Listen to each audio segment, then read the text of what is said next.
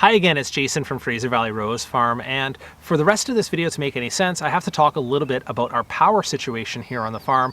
And we are not off-grid, although sometimes it feels like we are because the power is not very reliable here.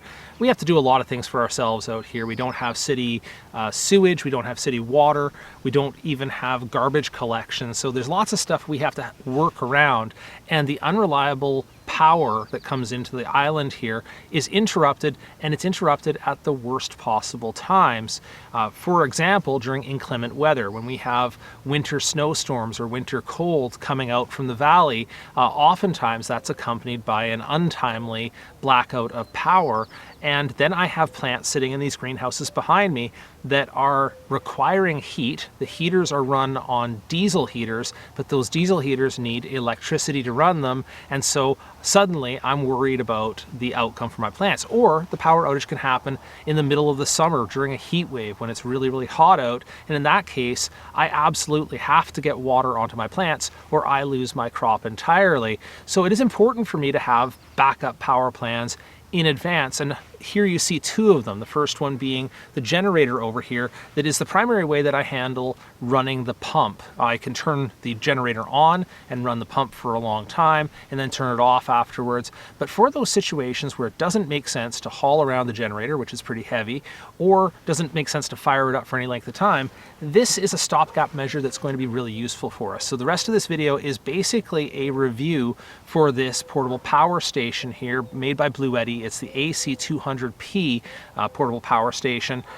It is really neat because it stores energy either from AC power or from the generator or from a solar panel, and then outputs it in all the different ways that you might need it. You can run regular household appliances on it. It has USB ports. It has 17 different outputs. So AC, DC, whatever you need it for, it's good for that. And I can take this with me wherever I want to go on the farm where it doesn't make sense to bring along or string 150 feet of extension cord just to run a tool.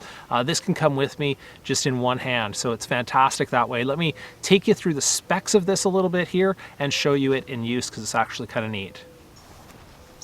So yeah, just one hand to carry it over here, but maybe two now to lift it up where you can see it. And the reason I wanted to bring it over here is to talk about a recent project I did. This is the chapel project, where we did use a lot of tools. Some were cordless, but some were not. And for jigsawing around the windows, that's just one tool that I don't have a cordless version of. So we had to string 120 feet of extension cord. It also would have been nice at the same time to have something reliably that we could just play some music on or set down my cell phone to charge, because these wireless charging stations across the top. But right now, I just wanted to show you that handy enough that I can just plug this in like an AC power outlet. I've turned it on and set it up to do that right now, and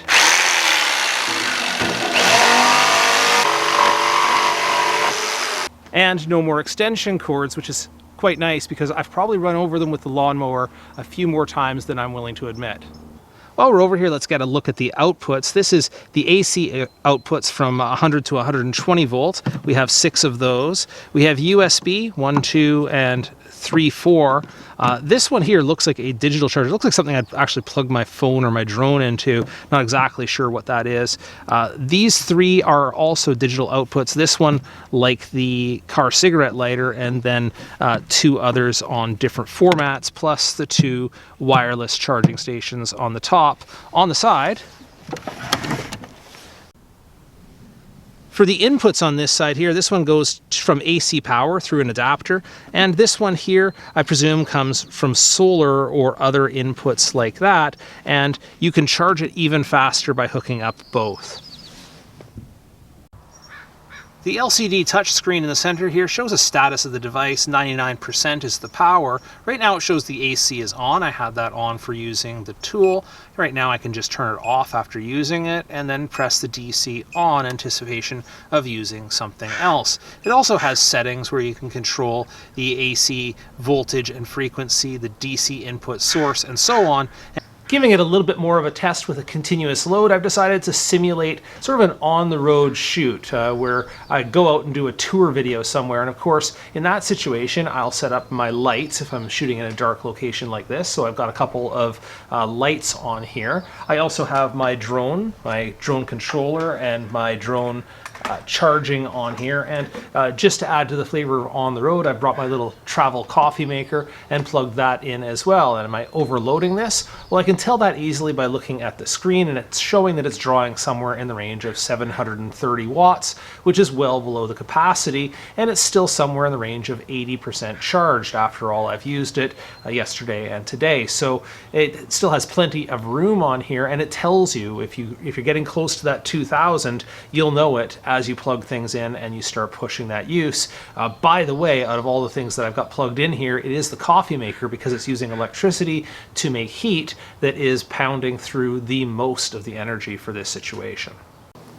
Well, I'm going to show you because people will ask that it comes with a variety of adapters and plugs here. I recognize this one is going to the cigarette lighter in the car. These other ones I'm sure have something to do with solar power. I'm not familiar with them. The one I'm really interested in showing you right now is down here. That is the power cable, because at some point you'll want to charge this. Now, this is a lithium iron phosphate battery, so it doesn't matter if you discharge it all the way down to the bottom of the battery, and when you plug it in, you can charge it all the way up to the top. So I'm going to go ahead and plug this in and then press the power here, and that starts it on its charging. While I'm doing that, I should also say that if I say DC and put it to the on position, I can go ahead and continue to charge from it at the same time as I'm discharging the battery, so that's all fine. From empty to full, it should take somewhere in the range of 4 to 5 hours to charge this all the way if you're plugging it into AC like this. Well, I am going to throw some product specs up on the screen right now, and then you can decide if you're the kind of person who wants to look at technical specifications or at pretty flowers in the garden like I am. But the really important takeaways on this is that it's 2000 watt hours, or I guess 2 kilowatt hours is another way to say that, and that it's good for up to 3,500 plus charges, which means that you'll be able to use this for a long, long time. That 2000 watt hours means that you'll be able to run something really energy intensive, like say a hot plate, for only about an hour and a half. But if you're using something like the sprayer that I use to put spray shade on my greenhouses, it'll run it for up to 20 hours. And if I were doing my diesel heaters, it'll cover it for a full day in my greenhouses of power to heat my young plants if it should ever come to a power outage of that length.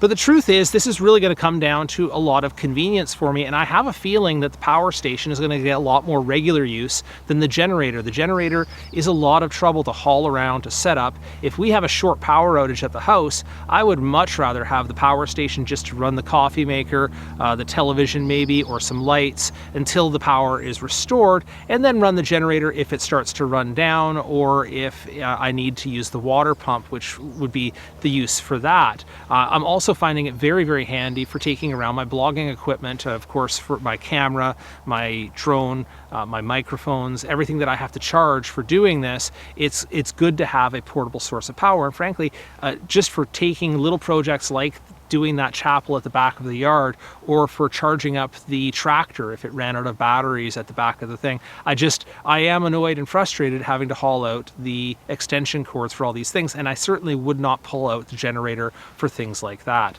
All right, that's all I have for you today on the Bluetti AC200P portable power station.